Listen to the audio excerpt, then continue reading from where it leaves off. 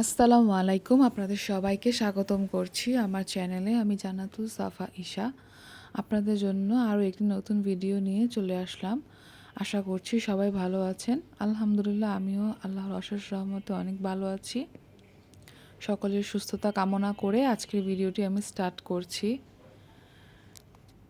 তবে ভিডিওটি স্টার্ট করার আগে সবাইকে হার্ডলি রিকোয়েস্ট করছি, যারা আমার ভিডিওটি দেখছেন তারা প্লিজ ভিডিওটি স্কিপ করবেন না, টেনে দেখবেন না, পুরো ভিডিওটি দেখবেন। ভালো লাগলে অবশ্যই একটি লাইক দিয়ে দিবেন। যদি আপনারা আমার নতুন বন্ধু হয়ে থাকেন তাহলে আমার চ্যানেলটি সাবস্ক্রাইব করে বেল বাটনটি অন করে দিবেন। এতে করে আমি ভিডিও ছাড়া মাত্রই আমার ভিডিওটি আপনি দেখতে পারবেন। যদি আপনার কাছে আমার ভিডিওটি ভালো লেগে থাকে তাহলে অবশ্যই একটি লাইক দিয়ে দিবেন। আপনার একটি লাইক আমার জন্য খুবই গুরুত্বপূর্ণ। আরও নতুন মানুষের কাছে আমার ভিডিওটি পৌঁছে দেবে আপনার আরও একটি লাইক। সকালে ঘুম থেকে উঠেই আমি টেবিলটা গুছিয়ে নিলাম আর গ্লাসগুলিও ধুয়ে নিয়েছি অফ ক্যামেরায় আরও বেশ কিছু কাজ করেছি, যেমন সকালে নাস্তাটা বানিয়েছি, এখন ভেজে নিচ্ছি। আর একদিকে চার জন্য দুধ বসিয়ে দিয়েছি চুলায়। পরোটা বানিয়েছিলাম, পরোটা ভেজে নিচ্ছি। আর ভাজা শেষে সবাইকে খাওয়ার জন্য দিয়ে দেবো। চুলার চা হতে থাক, ততক্ষণ সবাই বাকি নাস্তাগুলো খেয়ে নিচ্ছে। আমি ফুলকপি ভাজি বানিয়েছিলাম আর রুটি পরোটা সব কিছুই বানিয়েছিলাম। সবাই খাওয়া দাওয়া করছিল। খাওয়া দাওয়া শেষে এখন একটু গাছে পানি দিয়ে দিচ্ছি। আমার রোজকার নিয়মিত ডেইলি রুটিন, আমার গাছে পানি দিতে হবে সকালে, নয়তো গাছগুলো মরে যায়, টাটকা সতেজ দেখায় না। তো গাছে পানি দিয়ে দিচ্ছিলাম, অনেক দিন পরে দিচ্ছি। বাবার বাসা থেকে প্রায় অনেক দিন ঘুরে আসার পর আবারও নিত্যদিনের কাজে জয়েন হয়েছি। তারপর আবার একটু গাছগুলো দেখে নিচ্ছিলাম। একদিন আমি চিয়া সিড বেঁচে গিয়েছিল, ওগুলো এখানে ঢেলে দিয়েছিলাম, তারপর সেখানে গাছ হয়ে গিয়েছে, খুব সুন্দর লাগছিল দেখতে। বাসা থেকে এসে দেখছি যে একটা গোলাপ ফুল ফুটেছে খুব সুন্দর, পাশাপাশি একটা ডালিম ফুলও ফুটেছে, বেশ সুন্দর দেখাচ্ছে গাছটা। বেশ অনেকগুলাই ফুলের মই ফুটেছে, সবগুলাতেই ডালিম ফুটবে, আপনাদের সাথে শেয়ার করব ইনশাল্লাহ। এখন যেহেতু বিকালের দিক হয়ে গিয়েছিল, তো আমার শাশুড়ি তার ভিডিও চ্যানেলের জন্য একটা ভিডিও বানিয়েছে। এখন যেহেতু রোজা শুরু হয়ে গিয়েছে, তাই এই শরবতটা আমার শাশুড়ি বানিয়ে ইউটিউবে শেয়ার করেছে। তারপর দুপুরে খাওয়া দাওয়া করে নিলাম, ফ্রেশও হয়ে নিয়েছি, অফ ক্যামেরায় সব কাজ শেষ করে নিয়েছি। তারপর একটু খাওয়া দাওয়া করে রেস্ট করব। আজকে আমরা একটু বাহিরে যাব, মার্কেটে কিছু কেনাকাটা করার জন্য। তো এই জন্য আমার শাশুড়ি বললো আজকে গরু মাংসটা আমাকে রান্না করতে। আমার শাশুড়ি আর আমার ননদ বাইরে গিয়েছে, একটু পরে আমিও আমার আরেক ননদের সাথে বাইরে চলে যাব একটু কেনাকাটা করার জন্য। তাই আমি এখানে গরু মাংসটা বানাবো। তো তখন প্রায় সন্ধ্যা হয়ে গিয়েছিল। সন্ধ্যার দিকে আমি গরু মাংসটা বসিয়ে দিয়ে তারপর এখানে কাজ শেষ করে আমি বাইরে চলে যাব। তাই আজকে আমি চেষ্টা করব একটু ভিন্নভাবে রান্না করার, একটু অন্য স্টাইলে গরু মাংসটা আজকে বানাবো। ফার্স্টে বেরেস্তা করে নিচ্ছি। এই রান্নাটাও আমি করে রেখেছি আমার শাশুড়ি ইউটিউব চ্যানেলে, তিনি শেয়ার করবে তাই। তো এই রান্নাটাও আমি শেয়ার করেছি আমার শাশুড়ি ইউটিউব চ্যানেলে, গরু মাংসের কোরমা, কালিয়া এটাকে বলা হয়। তো রান্নাটা খুব টেস্টি হয়েছিল, আমরা যখন খেয়েছিলাম তখন। আপনারা এভাবে বানিয়ে খেয়ে দেখতে পারেন। প্রথমে বেরেস্তা করে নেবেন, তারপর বেরেস্তা ভেজে আমরা গরু মাংসের মধ্যে দিব। এটাতে একটা খুব সুন্দর একটা আলাদা একটা স্মেল আসবে, খুব ভালো লাগবে খেতে। একে একে আমি এখানে নানান পদের নানান রকমের মশলা অ্যাড করেছি। আর মশলাগুলা কী কী দিয়েছি সেগুলা সবই আমার ইউটিউব চ্যানেলে বলা হয়েছে, সেখান থেকে গিয়ে আপনারা চাইলে দেখে আসতে পারেন। এই মাংসটা এভাবে হাত দিয়ে সুন্দর করে ম্যারিনেট করে নিতে হবে। তো বেরেস্তাগুলোও আমি ওই দেখতে পাচ্ছেন সব কিছু ব্লেন্ড করে নিয়েছি, সব কিছু ব্লেন্ড করে দেবো। ব্লেন্ড করে দিলে কি হয়, খাবারের টেস্টটা দ্বিগুণ বেড়ে যায় আমার কাছে মনে হয়। তো আমি যখন রান্না করি তখন চেষ্টা করি সব কিছু ব্লেন্ড করে দেওয়ার, তাহলে খাবার টেস্টটা আরও বেশি, অনেক বেশি বলতে পারেন ভালো হয়। আপনারা চেষ্টা করে দেখতে পারেন। তারপর এগুলো মাখিয়ে রেখে দেবো আর তারপর আমি রান্নাটা স্টার্ট করে দেবো। তাড়াতাড়ি করে রান্নাটা শেষ করে নিচ্ছি, তাহলে আমি তাড়াতাড়ি করে বাইরে যেতে পারবো। রান্নার এক পর্যায়ে আমি সেই বেরেস্তাগুলো যেগুলো আমি পেস্ট করে রেখেছিলাম, এখানে আমি কয়েকটা কাজু বাদামও দিয়েছিলাম পেস্টের মধ্যে, সবগুলা দিয়ে দিচ্ছি। আর আমার রান্না অনেকটাই শেষ হয়ে গিয়েছে। আর কিছুক্ষণ আমরা রান্নাটা এভাবেই কষানোর পর তৈরি হয়ে যাবে আমাদের বিফ কোরমা কারি। তারপর এখানে আমি অল্প একটু দুধ দিয়ে দিচ্ছি, আর এক্সট্রা কোনো পানি অ্যাড করব না। এটা দিয়েই মাংসটা সুন্দর কষানোর পর একটা সুন্দর একটা স্মেল আসছিল। আর কোনো এক্সট্রা কোনো পানি ইউজ করব না। একটু ভুনা ভুনাই থাকবে, মাংসটা খেতে অনেক ভালো লাগবে। পিসগুলো একটু বড় বড় রাখার চেষ্টা করবেন। ও হ্যাঁ, আরেকটা কথা বলে দিচ্ছি। এই রান্নার স্পেশালিটি হচ্ছে কাঁচামরিচ বাটা। এটা হচ্ছে বাটা কাঁচামরিচের গরু মাংস। অবশ্যই একবার বানিয়ে চেষ্টা করে দেখবেন। সবশেষে আমি একটু কাঁচামরিচ ব্লেন্ড করে রেখেছিলাম, সেটা দিয়ে দিলাম। তাহলে কি হবে যে কাঁচামরিচের খুব সুন্দর একটা স্মেল আসবে এই কারিটাতে। তখন খেতে আরও বেশি ফ্লেভারফুল লাগবে। তৈরি হয়ে গিয়েছে আমাদের গরু মাংস। আমি জাস্ট আরেকটু পানিটা শুকাবো, আর তারপরেই তৈরি হয়ে যাবে আমাদের গরু মাংসটি।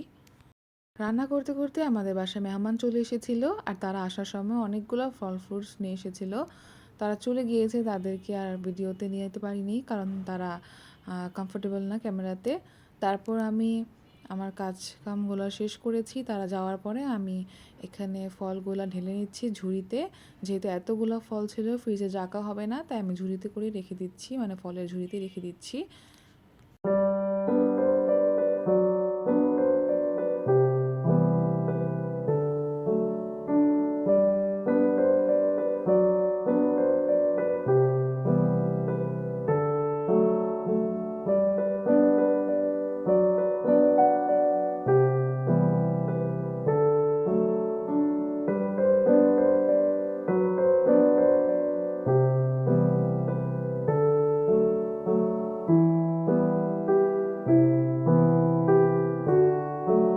তারপর আমরা বাইরে চলে গেলাম কিছু কেনাকাটা করার জন্য।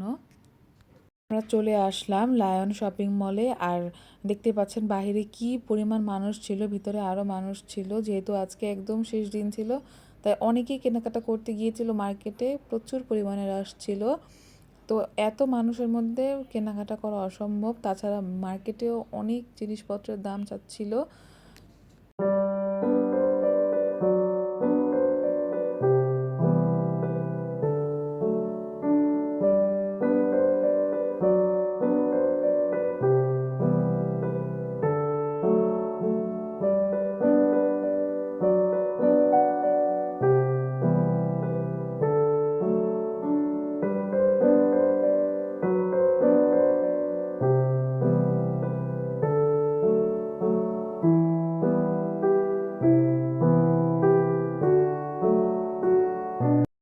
এখানকার বরখার কালেকশনগুলো খুব ভালো লেগেছে আমার কাছে।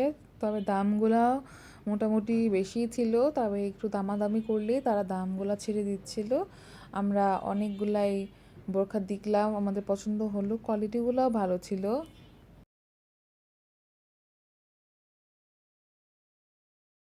মার্কেটে গিয়ে দেখলাম এই নতুন নতুন কুশনগুলো বের হয়েছে, নতুন ডিজাইনের। খুব ভালো লেগেছে আমার কাছে কুশন পাপোজ কালেকশনগুলো, এবারকার বেস্ট পারপোজ ছিল। দামগুলো একটু বেশি ছিল, তবে কোয়ালিটিটা খুবই ভালো লেগেছে। কুশনগুলো আমার কাছে বেশি ভালো লেগেছে।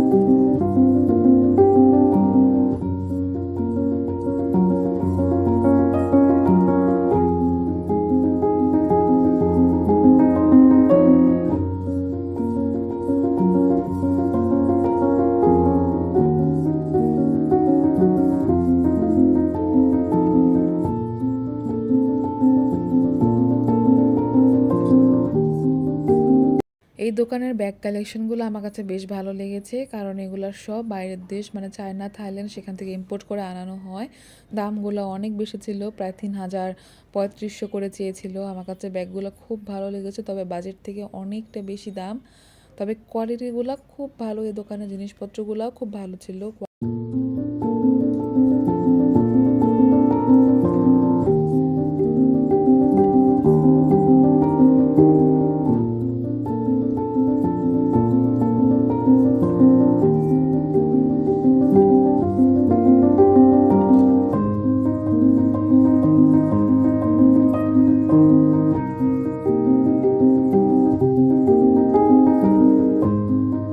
কেনাকাটা করা প্রায় শেষ। তারপর কেনাকাটা করার পর আমরা বাইরে এসে দেখলাম এই জিনিসগুলো এত কিউট লেগেছে আমার কাছে। পার পিস পুরো সেট 200 টাকা করে পাওয়া যাচ্ছিল। আমার কাছে খুব ভালো লেগেছে। আমি এখান থেকে একটা সেট কিনতে চেয়েছি, কিন্তু কেনা হয়নি। তারপর যেহেতু এখন রোজার মাস চলে এসেছে আর কাল থেকেই রোজা ছিল, তো এই জন্যই আমি এই বোতলগুলা কিনে নিয়েছি, কারণ এটাতে একটাতে ঠান্ডা পানি রাখবো আর একটাতে শরবত বানিয়ে সুন্দর সার্ভ করা যাবে।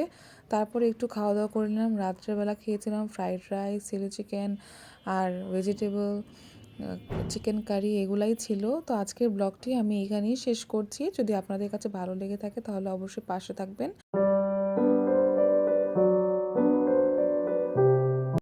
আজকের ভিডিওটি এখানেই শেষ করছি। আল্লাহ হাফেজ, আসসালামু আলাইকুম।